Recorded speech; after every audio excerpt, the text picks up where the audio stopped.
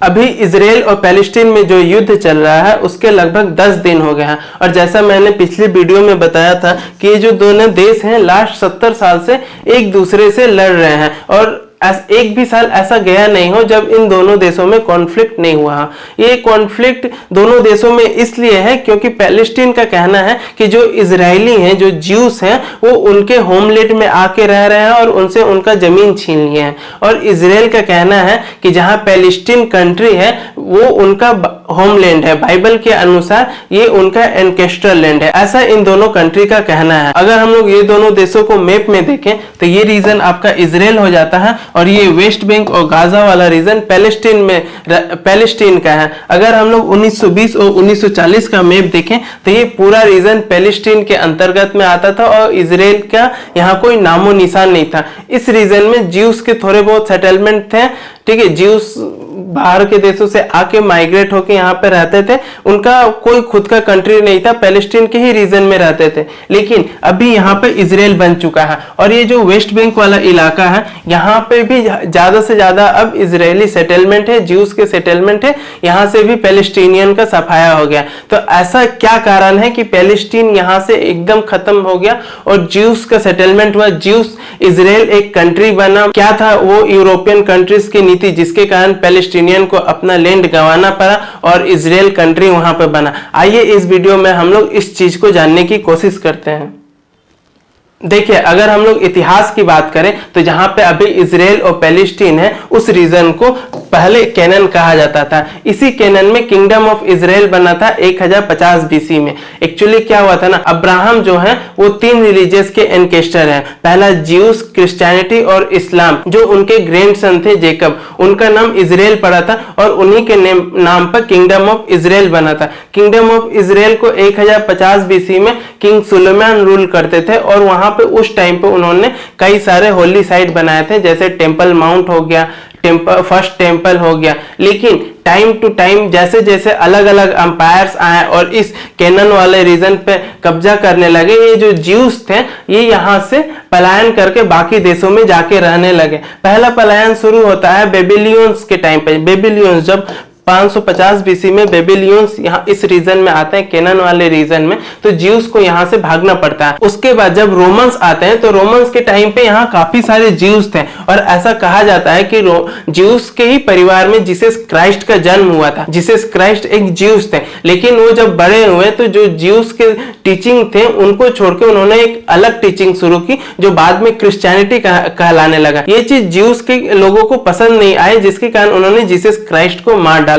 जब पूरे रोमन साम्राज्य में क्रिश्चियनिटी फैला तो जो क्रिश्चियन थे वो ज्यूस से काफी ज्यादा नफरत करने लगे कि इन्होंने जीसस क्राइस्ट को मारा है, जिसके कारण जो ज्यूस थे कैनन वाले रीजन में वो यहाँ से पलायन करके बाकी के यूरोपियन देशों में जाके रहने लगे माइनॉरिटीज के रूप में। इसके बाद कई सारे और एम्पायर्स आए, जैसे पर्शियन एम्पायर हो गया, क्रूसेडर्स हो गया और उसके बाद में आपके ऑटोनम एम्पायर आए। इन सब रीजन में भी ज्यूस का यहाँ कुछ नामो निशान नहीं था। ज्यूस बाकी के देशों में रहते थे माइनॉरिटी के रूप में, लेकिन वो काफी वेल्दी थे और साथ ही में उनके ऊपर बहुत सारे अत्याचार भी होते थे जहां वो रहते थे। जैसे यूएसएसआर में उनके ऊपर काफी सारे अत्याचार होते थे, नरसंहार होता था। फ्रांस के आर्मी में जो ज्यूस सोल्जर्स थे उनके ऊपर ऐसा ब्लेम लगाया जाता था कि वो जर्मनी के साथ मिले हुए हैं और जो इंपॉर्टेंट इंफॉर्मेशन होता है वो जर्मनी को पास आउट करते हैं, जिसके कारण उनके खिलाफ काफी नफरत बिल्ड होती थी। और ऐसा और भी काफी सारी अफवाहें थी कि वो बच्चों को मार के उनका खून पी लेते हैं। ऐसे कई सारी अफवाहें ज्यूस कम्युनिटी के खिलाफ में थी। और जो क्रिश्चियन थे वो इसलिए भी ज्यूस को पसंद नहीं करते थे क्योंकि जो ज्यूस थे वो ब्याज का काम करते थे, जो क्रिश्चियनिटी में चर्च के अनुसार इलीगल माना जाता था। तो इस कारण ज्यूस को काफी सालों से, लगभग 1000 सालों से उनको उत्पीड़न सहने को मिला था। 19वीं शताब्दी तक क्या हुआ था ना, जो जितने भी ज्यूस थे उनमें आपस में ये बात होने लगी कि हमें खुद का एक लैंड चाहिए जहां हमें उत्पीड़न सहने को नहीं मिले। इसी को जियोनिज्म कहा जाने लगा। जियोनिज्म की शुरुआत लगभग 19वीं शताब्दी में ही हुई थी, लेकिन यह वर्ल्ड वाइड फेमस तब हुआ जब 1896 में थियोडर हेजल ने एक पेम्पलेट पब्लिश किया था जिसे डेर जुडेन स्टार्ट कहते थे। उसमें इन्होंने यही कहा कि जो ज्यूस लोग हैं उनका एक खुद का होमलैंड होना चाहिए, खुद का एक देश होना चाहिए। जिसके बाद से ये पेम्पलेट पूरी दुनिया में विख्यात होने लगा और ये जो थियोडर हेजल थे इन्हें जियोनिज्म का फादर माना जाने लगा। इसके बाद इन्होंने ये कहा कि जो ये ज्यूस है ये 2 कंट्री में जाके रह सकते हैं, 2 कंट्री में अपना होमलैंड बना सकते हैं, पहला अर्जेंटीना साउथ अमेरिका में और दूसरा युगांडा अफ्रीका में। लेकिन जो ज्यूस कम्युनिटी थे वो इस चीज से खुश नहीं थे। उनका कहना था कि हम हमेशा से केनन वाले रीजन से जुड़े हुए हैं जहां पे 19वीं शताब्दी तक ऑटोनम अंपायर रूल करता था और उस रीजन में खासकर पर्टिकुलर केनन वाले रीजन में पैलेस्टीन बन चुका था। तो ज्यूस का कहना था कि वो पैलेस्टीन वाला रीजन ही हमारा था। इवन हजारों सालों से जब भी ज्यूस लोग प्रेयर करते थे तो वो टेम्पल माउंट जो उनका होली साइट पैलेस्टीन में था, जेरूसलम में था, उसके तरफ ही मुंह करके वो अपना प्रेयर करते थे। तो ज्यूस का हमेशा से कहना था कि वो उनका एंकेस्ट्रल लैंड है, हम रहेंगे तो वहीं रहेंगे। पहला माइग्रेशन शुरू होता है 1881 से लेके 1903 तक। इस माइग्रेशन को अलियाह कहा जाता है। इसमें कई सारे जो ज्यूस थे वो माइग्रेट होके पैलेस्टीन वाले रीजन में आते हैं और वहां पे जमीन खरीद के रहने लगते हैं। जमीन खरीदना उस टाइम पे कोई बड़ी बात नहीं थी क्योंकि जो ऑटोनम अंपायर था वो काफी बड़ा था और कोई अच्छी गवर्नमेंट सिस्टम भी नहीं थी। तो जितने वहां पे करप्शन काफी ज्यादा फैला हुआ था जिसके कारण जो ज्यूस लोगों थे उनको लैंड खरीदने में कोई दिक्कत नहीं होती थी। लेकिन जब ज्यूस यूरोप से माइग्रेट होके पैलेस्टीन के रीजन में पहुंचे और वहां पे अपना सेटलमेंट बनाने लगे तो ये अपने साथ काफी सारे मॉडर्न टेक्नोलॉजी लेके आए, एग्रीकल्चर में मॉडर्नाइजेशन लेके आए, इलेक्ट्रिसिटी लेके आए यहाँ पे, जिसके कारण ये अरब कम्युनिटी के मामले में काफी सुपीरियर हो गए और अरब को अरबियन जो पैलेस्टीनियन थे, पैलेस्टीनियन अरब्स थे, उनके ऊपर डोमिनेट करने लगे। और इसी तरह यूरोपियन सेटलमेंट के आधार पर 1907 में तल अवीवी का फाउंडेशन हुआ ज्यूस पीपल के द्वारा। इसके बाद ये जो तल अवीवी सिटी बना ये अरेबियंस के मामले में काफी एडवांस था और ये जो ज्यूस कम्युनिटी थी ये काफी एडवांस थे अरब कम्युनिटी के मामले में और हर चीज में डोमिनेट करने लगे। जब प्रथम विश्व युद्ध आया तो ब्रिटेन को ऐसा लगने लगा कि हमें ऑटोनम अंपायर और जर्मनी को हराने के लिए यूएसए और यूएसएसआर का सपोर्ट चाहिए। तो उन्होंने ज्यूस कम्युनिटी यूएसए और यूएसएसआर में रहती थी उसको इन्फ्लुएंस करना शुरू किया कि आप गवर्नमेंट को यूएसए और यूएसए की गवर्नमेंट युद्ध में शामिल कीजिए, जिसके बदले हम लोग आपको पैलेस्टीन में आपका होमलैंड देंगे। इसी संदर्भ में 1917 में बैल्फोर डिक्लेरेशन साइन होता है जिसमें यह कहा जाता है कि हम जियोनिज्म मूवमेंट को सपोर्ट करते हैं और ज्यूस पीपल के लिए पैलेस्टीन में एक होमलैंड बनाना चाहते हैं। जब प्रथम विश्व युद्ध खत्म हुआ तो जितने भी एलाइज पावर थे वो सारे कॉलोनियल को अपने में बांट लिए और जो पैलेस्टीन वाला रीजन था वो ब्रिटिश के अंतर्गत चला गया।